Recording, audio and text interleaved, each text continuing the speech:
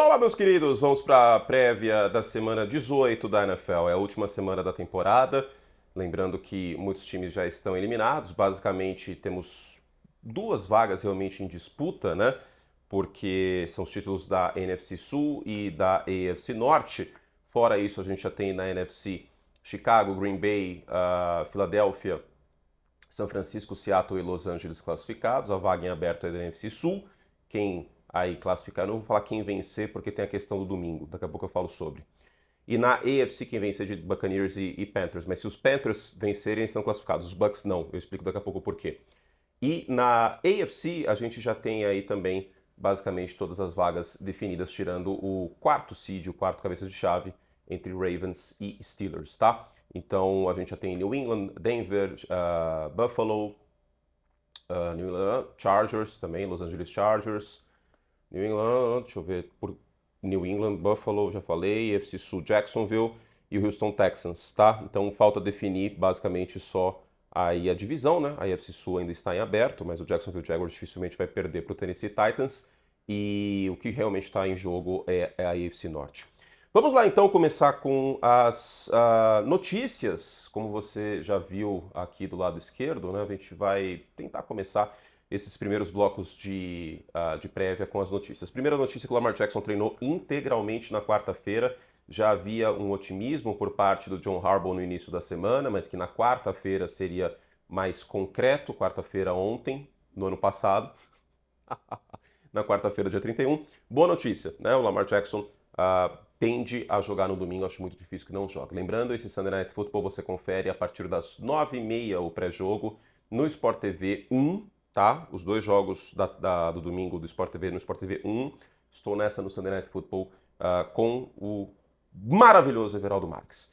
Segunda notícia importante é que o George Kittle também treinou e, segundo palavras do próprio, ele está se sentindo fabuloso. Né? Ele virou o Luiz Fabiano, está se sentindo fabuloso, então vai para o jogo de sábado. Essa era a tendência. Se ele não jogasse contra Chicago, seria um indicativo forte que estava se poupando, vamos dizer assim. Não se poupando porque não queria jogar, mas para garantir que ele jogasse no sábado seguinte, ou melhor, na semana seguinte, a gente não sabia ainda que seria no sábado o jogo, contra o Seattle Seahawks. Então o Kittle também caminhando para jogar. Também do terceiro jogo que realmente importa desta semana, o Baker Mayfield que está com lesão no ombro, no direito e no joelho, treinou integralmente rumo ao jogo do sábado, né, o primeiro jogo da semana 18.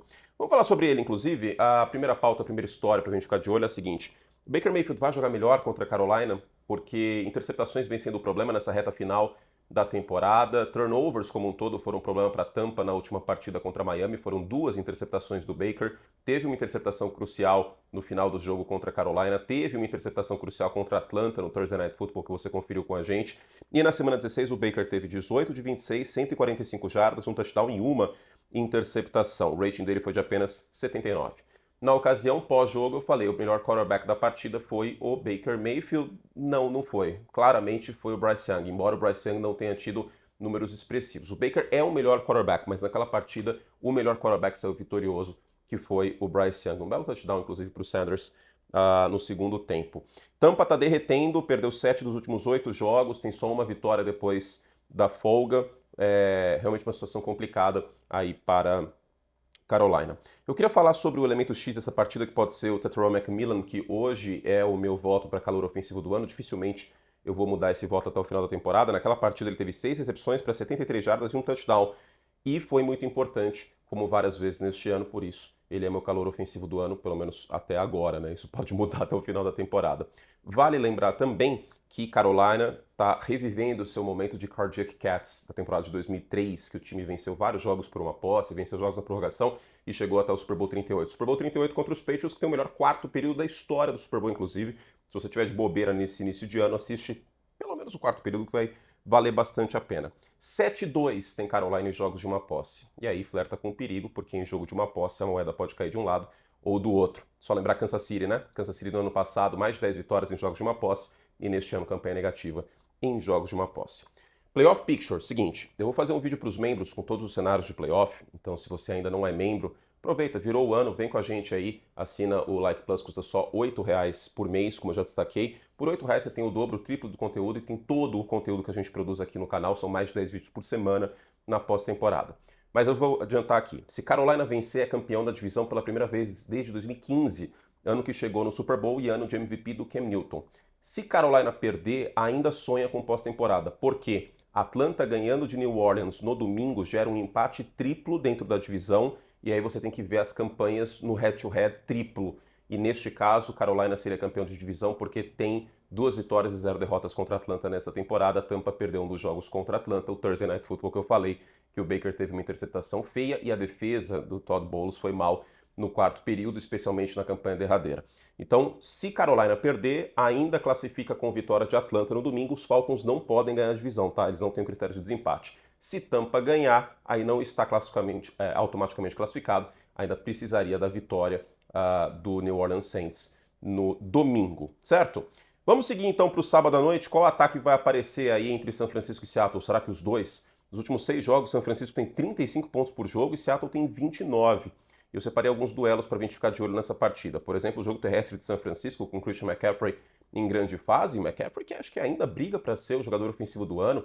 Nas cotações ele é o segundo nas odds. Ainda acho que vai ser o Smith-Njigba, que joga nessa partida, inclusive daqui a pouco eu falo sobre ele. Mas, queira ou não, esse jogo pode definir o técnico do ano, não é absurdo. Pode definir o jogador ofensivo do ano e, claro, a folga da NFC. Aí a conta é muito simples. Quem vencer esse jogo vence a NFC Oeste e será a folga da NFC. Portanto, não joga no wild card e necessariamente cedia uma das semifinais de conferência contra o pior cabeça de chave classificado do wild card. Duelo para a gente ficar de olho. Jogo terrestre de São Francisco contra formação níquel de Seattle. Formação níquel com 5 defensive backs. Seattle é um dos times que mais joga dessa maneira.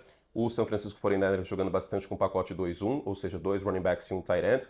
Os running backs Christian McCaffrey e Kyle Juszczyk na maior parte dos casos. E a defesa de Seattle está indo muito bem, defendendo com o níquel, essa defesa do McDonald, que faz um grande trabalho. 4.8 jardas por jogada cedida em níquel, quarta melhor marca da liga. E em níquel contra pacote 2-1, e por que isso é importante? Porque quando você tem um pacote 2-1, é um pacote mais pesado. Você tem um running back a mais que muitas vezes é utilizado para bloquear. A defesa níquel é mais leve que a defesa 4-3 ou 3-4. A base de Seattle é o 4-3. Então, em tese, a vantagem iria para o ataque, mas Seattle está defendendo muito bem em níquel, uma defesa um pouco mais leve contra a formação aí com o pacote, pacote 21, pacote 2-1. 3.8 jardas por jogada contra o pacote 2-1. Isso é algo para a gente ficar bastante de olho nesse jogo. Mas não só, eu separei também a questão do cover 4 e do Jackson Smith-Njigba contra esse tipo de marcação que São Francisco usa bastante. Vamos conferir. Bom, vamos então para o segmento Academy, né? Um pouco mais de questões táticas aqui para vocês e está na tela. Hoje a gente vai falar um pouco desse tipo de marcação, vamos dizer assim, defensiva, que é o cover 4. Sempre que você ver cover e um número, indica em quantas partes o fundo do campo é dividido. Então, se é um cover 4, significa que a gente vai ter aí literalmente 4 partes do fundo do campo, tá? Meu 3 ficou esquisito. Mas é isso, tá? Então o campo é dividido em um quarto, um quarto, um quarto, um quarto. Geralmente os 2 safeties pegam aqui o meio, o cornerback recua desse lado e o outro cornerback recua deste lado. Qual é a força do cover 4? Ele elimina, em tese, big plays, tá? Porque o fundo do campo está mais coberto com 4 jogadores. Porém, São Francisco em passe que viajou a bola pelo menos 20 jardas, cedeu 10 touchdowns e teve 116 de rating cedido, o sexto pior. Mas tem como força também porque os safeties ficam mais soltos. Eventualmente, se rotas verticais não se desenvolverem, os safeties eles podem descer aqui para o box, conter o jogo terrestre e tudo mais. Né? Eles ficam mais soltos porque eles têm ajuda. Fraqueza do cover 4, a vulnerabilidade contra a corrida, porque às vezes até o tempo do safety descer não dá tempo. O cover 4 onera o linebacker que está aqui no meio. Se o linebacker for o Fred Warner, que bom, mas muitas vezes não é o Fred Warner, né? Como não será neste sábado. E o flat fica mais exposto, essa parte aqui do campo, tá? Cover 4 utilizado para times evitarem a big play e, claro, situações de terceira descida longa, por exemplo, segunda descida longa, acontece bastante. Por que isso é importante para este final de semana, para este sábado? Porque o Jackson Smith-Njigba tem 33 recepções, de acordo com o Next Gen Stats, 546 jardas, é mais do dobro do segundo colocado jogando quando a defesa está em cover 4, segundo o Puka Nacua, e ele tem 44% de alvos quando a defesa roda o cover 4. Mesmo com a defesa adversária querendo proteger o fundo do campo contra o Smith-Njigba, que vem sendo uma arma em profundidade por boa parte da temporada, o Sam Darnold está procurando o Smith-Njigba como procurou ao longo de toda a temporada.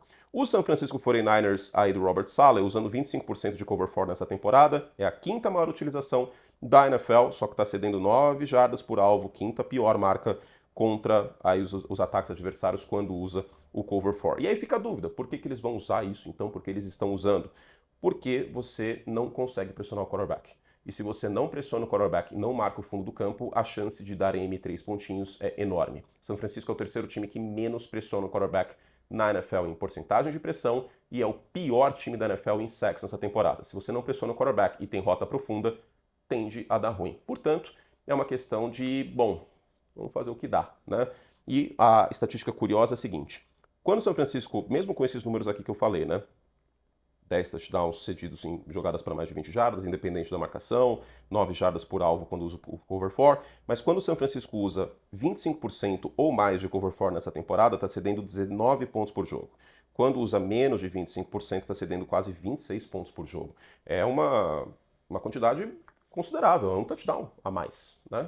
Em função da porcentagem de uso. Algumas vezes vai dar errado, algumas vezes vai entrar o touchdown, mas o que São Francisco vem tentando com o Robert Saleh, sem conseguir pressionar o quarterback adversário, é proteger o fundo do campo com frequência.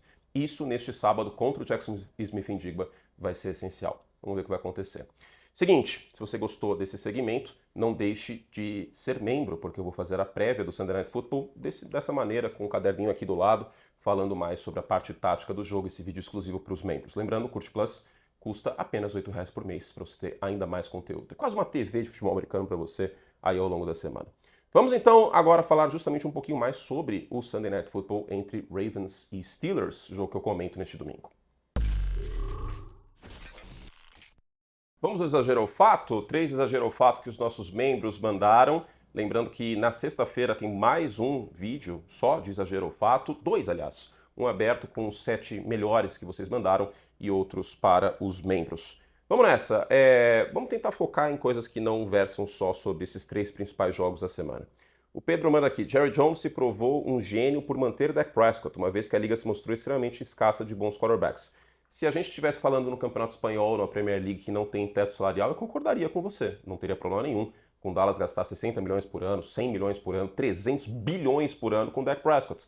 Mas a gente está falando de uma liga que tem um teto salarial fixo, ou seja, os times têm uma quantidade fixa de dinheiro para gastar. Se você gasta 60 milha por ano com o Dak Prescott, que não é um dos 5 melhores quarterbacks da NFL, você tem menos dinheiro para gastar em outros setores. Vide a defesa do Dallas Cowboys. Eu acho que isso resume. O Dak fez uma boa temporada, mas não é assim que a banda toca, né, na NFL. O Arthur manda aqui: a defesa dos Bills melhorou e pode ajudar o time a chegar no Super Bowl. É uma defesa top 3 pós-Thanksgiving. Depende. A secundária faz um grande trabalho, jogou pacas contra o New England Patriots, mas a defesa terrestre é o grande calcanhar de Aquiles, é o grande problema do Buffalo Bills. Você deu um caminhão de jardas contra New England, big plays para o Trayvon Henderson, fez um bom trabalho até contra a corrida, contra a Filadélfia, mas contra Cleveland foi problema também o jogo terrestre. Então eu não acho que melhorou depois do Thanksgiving essa defesa terrestre, não. Teve um bom jogo contra a Filadélfia, sei com Barkley, mas no geral não. Então os dois primeiros são exagero. Faltou falar que é exagero, né? Só respondi, mas os 2 primeiros são exagero. E por fim, vamos falar do Sunday Night Football. O Leandro manda aqui: Lamar Jackson caminha a passos largos para não ser mais um quarterback de elite. É absolutamente muito cedo para falar isso. Como eu destaquei nos últimos jogos, o Lamar Jackson não está jogando bem desde a semana 10, mas vale lembrar que ele não está saudável, vale lembrar que a linha ofensiva não está bem nesta temporada. Não é apenas esse espaço amostral que vai me tirar aí o rótulo, que vai fazer eu tirar o rótulo do Lamar Jackson como um quarterback de elite, tá? Ele está aqui ainda no topo, na literalmente prateleira mais alta, e ele permanece assim. Não é assim que funciona. Eu demorei para colocar o Lamar Jackson como quarterback de elite e eu também vou demorar para tirá-lo como quarterback de elite. A gente vai precisar de mais espaço amostral para afirmar algo assim, tá bom? Vamos seguir então. Nem sei o que vem na sequência aqui, qual o segmento que vem, mas lembrando, se você quer participar do Exagero Fato, você tem que ser membro, tá? Então clica aqui embaixo em Join. Pra vocês verem, tem muito benefício de ser membro, né? Que coisa maravilhosa. Vem com a gente nos playoffs, que vai ser, ó, uma delícia. Bom, e falando do Sunday Night Football, lembrando, você confere no Sport TV 1 no domingo, a partir das 9h30 o pré-jogo, depois tem a Carrie Underwood lá para as 10h13, e a gente começa a partida, estou nessa com o EV, valendo o título da AFC North. E não só, lembrando, pode ser a última partida da carreira de Aaron Rodgers. Ele que teve sua última partida pelos Packers também no Sunday Night Football da semana derradeira, semana 18, contra o Detroit Lions na temporada de 2022 e foi eliminado pelo Detroit Lions, que entrou eliminado. Os dois times acabariam terminando o ano eliminados. E aquele foi o início da ascensão do Detroit Lions, que acabaria sendo folga da NFC na temporada de 2024 e infelizmente eliminado neste ano. Será que Aaron Rodgers aposenta? Ninguém sabe. Essa é a verdade, né? Até está tendo um bom desempenho aí por Pittsburgh, um desempenho melhor do que teve na temporada passada, obviamente, pelo New York Jets. Agora, falando do outro quarterback, Lamar Jackson, vem para a partida. Eu já destaquei sobre isso na semana passada. A capa do vídeo foi Procura-se Lamar Jackson e eu espero que ele apareça. Eu acho que ele vai aparecer, sendo muito sincero. Mas fato é, o Lamar Jackson nos últimos 7 jogos ele está mal. 57% de passes completos, 7,5 jardas por passe, 4 touchdowns e 5 interceptações. Esses 4 touchdowns e 5 interceptações são a 30ª marca da NFL desde a semana 10. Contexto é importante para os números, sempre. Lamar Jackson não está saudável, a linha ofensiva de Baltimore não está jogando bem, os tight ends de Baltimore não estão bem nessa temporada, mas eu acho que o Lamar Jackson também faz parte da equação. E o fato de ele estar correndo menos com a bola neste ano, e talvez esteja correndo menos com a bola neste ano por conta das lesões, eu acho que isso é um fator também, acaba fazendo com que o jogo dele não seja no mesmo nível que foi nas últimas 2 temporadas. O Lamar Jackson, óbvio, evoluiu como passador, ele é um bom passador, mas o que faz o Lamar Jackson ser o Lamar Jackson é ser a maior dupla ameaça da história da NFL. Então vamos ver quão saudável ele vai estar neste domingo contra a defesa de Pittsburgh. Agora, fato é que seria importante dar a bola para o Derrick Henry. Sem o Lamar Jackson, de acordo com a NFL Research, 8 carregadas a mais para o Derrick Henry por partida, quando o Tyler Huntley joga e não o Lamar. E os resultados estão sendo bem positivos. No mês de dezembro, o Derrick Henry lidera a NFL em carregadas, em jardas terrestres. Vamos ver o que vai acontecer nesse jogo aí. E o insight para você para essa partida, o insight da semana, de acordo com o Next Gen Stats, a defesa de Baltimore pressiona só 29% nessa temporada, é a 4ª pior marca da NFL. É a pior marca de uma defesa de Baltimore desde 2018. Mike McDonald tá fazendo falta, tá? O Zach Gordon faz um grande trabalho, embora falte material humano. Tanto é que o Baltimore Ravens trocou pelo Dre'Mont Jones no meio da temporada. O Dre'Mont Jones chegou no dia 3 de novembro e o Jones tem 28 pressões. Ele é o vice-líder do time em pressões e ele chegou no meio da temporada. E também não é um grande jogador pressionando o passe, né? Mas para vocês verem como a situação está complicada. Vale ressaltar isso porque na semana passada a gente viu o Aaron Rodgers tendo bastante problema pressionado, embora o Myles Garrett não tenha tido o seu sack do recorde, foram 6 pressões. Vamos para um momento histórico agora, que eu sei que vocês gostam muito, e se tem São Francisco e Seattle, eu poderia até ir para um jogo que valeu a folga da NFC entre os dois times, mas eu vou voltar mais, para ser mais momento histórico, né? Momento histórico tem que ser há mais de 10 anos. E eu tenho um carinho muito especial por esse jogo, porque esse jogo foi o meu teste, o meu piloto, para ser contratado como comentarista pela ESPN, que é a final da NFC de 2013. E foi minha primeira transmissão com o EV, vamos dizer assim, apenas o 4º período daquela partida fantástica entre Seattle e São Francisco. É engraçado que naquela temporada, eu ainda não estava na TV, mas trabalhava no site já, antes do ano, o meu palpite para finais de conferência tinha sido São Francisco e Seattle e Denver New England. Eu não sou nenhum gênio não, tá? Essa era a tendência naquela temporada, antes do ano começar. Todo mundo imaginava que Seattle ia ascender de vez. São Francisco já tinha um time estabelecido, que tinha ido ao Super Bowl no ano anterior, perdendo para o Baltimore Ravens do Joe Flacco. E Denver e New England tinham aí Peyton Manning e Tom Brady. E foi o que aconteceu. Na final da NFC, um jogo que começou com turnover, um jogo pegado, um jogo com muito barulho no Lumen Fields, e que foi decidido com uma 4ª descida épica, e que propiciou fotos épicas. O Russell Wilson jogou um pouco melhor naquela partida do que o Colin Kaepernick, que acabou oscilando, claro, contribuiu com jardas terrestres, o 4º período do jogo pega fogo, mas o que todo mundo lembra, claro, é a 4ª descida, que o Colin Kaepernick passa a bola para o Michael Crabtree, do lado direito da endzone. O Richard Sherman faz uma excelente jogada dando um tapa na bola, que gerou fotos maravilhosas, inclusive, a menos que você torça para São Francisco. E uma coisa bem acabou interceptando, ele foi MVP do Super Bowl, inclusive, o linebacker de Seattle. Depois do jogo, o Richard Sherman deu uma entrevista um tanto quanto quente para a Erin Andrews. A Fox era a emissora do jogo naquela partida e falou um monte sobre o Michael Crabtree, né? Uma rivalidade entre os dois, mas obviamente os dois não estão nem de perto na mesma prateleira. A ironia do destino é que o Richard Sherman depois jogaria pelo San Francisco 49ers, aí continuando sendo um bom jogador.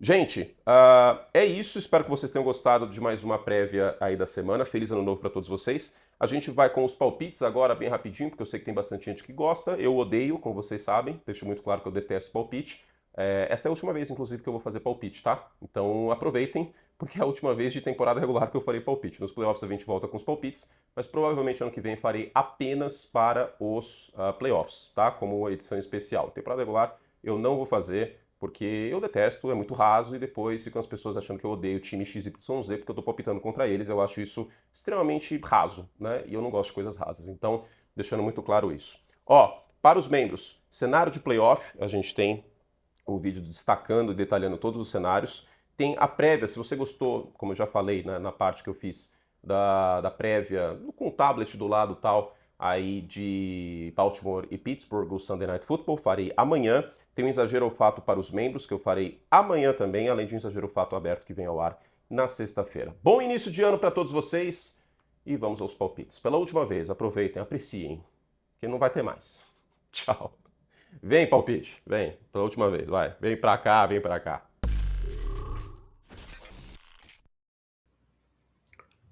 Bom, vamos para os palpites então rapidinho. Tem um monte de jogo que não vale nada, tem reserva jogando, no caso dos Chargers, né, e tudo mais. Vamos começar com o jogo que importa, jogos que importam. Carolina e Tampa, eu vou com Carolina, porque a fase de Tampa é muito ruim. A defesa terrestre dos Bucks é um fator aqui positivo, talvez, mas finais de jogos para Tampa está sendo bem ruim. Carolina, como a gente já destacou, tem um bom desempenho em jogos de uma posse, né? Eu vou com os Panthers aqui ganhando a divisão. Seattle e São Francisco, eu vou honestamente com o San Francisco 49ers pelo fator Sam Darnold em jogo grande. A gente viu exatamente esse mesmo cenário do ano passado, o Sam Darnold valendo a folga da NFC e ele espalhou a farofa. Eu não consigo confiar no Sam Darnold enquanto ele não me provar o contrário em jogos grandes assim. New Orleans e Atlanta, eu vou ter que ir com Atlanta aqui, o Chris Olave tá fora do jogo, o Tyler Shough faz um excelente final de ano, e aliás, nesse cenário aqui, mesmo que Tampa vença, com Atlanta vencendo, Carolina classifica. Mas o Chris Olave tá fora com um coágulo no pulmão, que loucura. Browns e Bengals, eu vou com os Bengals, pelo ataque ser bem melhor, mas eu acho que o Myles Garrett vai conseguir o sec derradeiro, o sec 23 nessa partida. Colts vão com Riley Leonard e não com Philip Rivers, não acho que vai mudar muita coisa. Houston ainda briga pela divisão, mas não vai ganhar a divisão, porque o Jacksonville Jaguars deve vencer o Tennessee Titans. Olha no Cam Ward, tá evoluindo nas últimas partidas, fez bons jogos aí o quarterback calouro do Tennessee Titans. Green Bay e Minnesota, o status do Jordan Love ainda é incerto, por conta da concussão sofrida na semana 16 contra os Chicago Bears, uma pena, inclusive. Mesmo com o Malak Willis, eu acho que Green Bay tem uma boa oportunidade de vencer esse jogo. Os Packers estão basicamente travados como seed 7 e Minnesota busca ter campanha positiva, né? 8-8 nesse momento. Dallas e New York Giants, o ataque de Dallas deve vencer essa partida. Jackson Dart vem de um bom jogo na semana passada, mas eu vou com Dallas aqui. Jets e Bills, não tem muito o que falar, né, gente? Acho difícil o Buffalo acabar perdendo esse jogo. Se for um amasso, eu não duvido que o Aaron Glenn seja mandado embora, tá? Lions e Bears, eu vou com os Lions. Eu acho que Detroit quer terminar essa temporada em alto astral, vamos dizer assim, e porque esse é o estilo do Dan Campbell, essa é a questão do Dan Campbell. Eu não sei se os Bears não vão entrar meio frustrados por não conseguirem mais não terem mais chance de folga. Quem sabe eles estão olhando, falam assim, acho que não é legal pegar Green Bay como seed 2. Parece esquisito isso que eu tô falando, né? Mas eu não duvido que. Não tô falando que eles vão focados, para deixar bem claro, para não ser mal interpretado, que eles vão focados em perder, não é isso. Mas talvez não entrem tão motivados assim. Eu acho que motivação nesse jogo pode ser um fator para Detroit. A defesa terrestre dos Bears é muito frágil. Acho que o Jimmy Gibbs tende a ter um bom jogo, tá? Acho que Detroit, pelo estilo do Dan Campbell, pela mensagem que ele quer passar, eu acho que Detroit entra mais focado nessa partida. É feeling só, tá? Vocês sabem, eu torço pros Bears, nada contra o Chicago, muito pelo contrário, eu amo esse time, mas eu preciso ser CNPJ. Reservas os Chargers aqui, sem Justin Herbert contra Denver. Denver vai ter a folga nessa perspectiva. Os Rams eu acho que não vão ter problemas contra a defesa soft de Arizona. Aqui eu acho que os Raiders não vão vencer, porque se eles vencerem, eles perdem a pick 1 e perdem o Fernando Mendonça, que joga hoje, aliás, no Rose Bowl, quarterback de Indiana. Eu vou com Kansas City. Aqui eu vou com New England vencendo os Dolphins. New England como seed 2, portanto. Os Eagles vencendo os Commanders, sua frágil defesa. Não sei se alguém vai jogar de importante em Filadélfia. Confesso que não vi aqui, mas independente disso, não vale muito nesse jogo. E aqui tá 50-50, hein? Tá 50-50 Ravens e Steelers, mas sem o DK Metcalf, com a volta do Lamar Jackson. Eu vou com Baltimore ganhando a divisão no último jogo, com Derrick Henry tendo grande partida. Promete muito esse jogo, né? É o Sunday Night Football, você confere, como eu falei, com nós, comigo com o EV. Beijo carinhoso, essa foi a última vez da minha vida, espero que eu tenha feito prévia com palpite de temporada regular. Enfim, é isso, graças a Deus acabou. Eu odeio. maior prova de amor possível a você que tá assistindo é que eu fiz isso. Porque eu não gosto, eu nunca gostei, cara.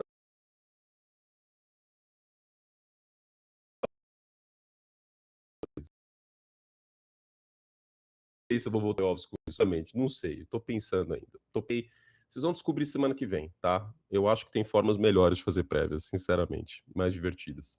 Tchau, gente. Fizemos todo o estrago que podíamos, definitivamente. Bye.